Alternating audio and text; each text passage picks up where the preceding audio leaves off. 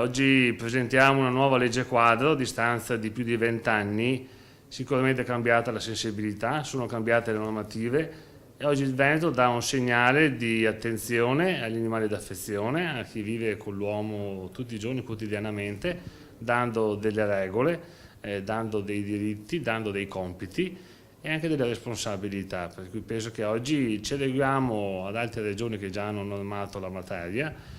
È un segnale di attenzione a un mondo e a tanti cittadini che tengono al rispetto degli animali come esseri viventi che sono con noi tutti i giorni e hanno bisogno del dovuto rispetto. È un segnale di educazione, di cultura. Siamo contenti e sicuramente aperti a tutte le proposte di miglioramento da parte dei volontari, da parte di chi tutti i giorni vive il mondo degli animali nella dovuta maniera, e per cui mi auguro che il Consiglio regionale possa dare un bel segnale tutto insieme. È arrivato il momento.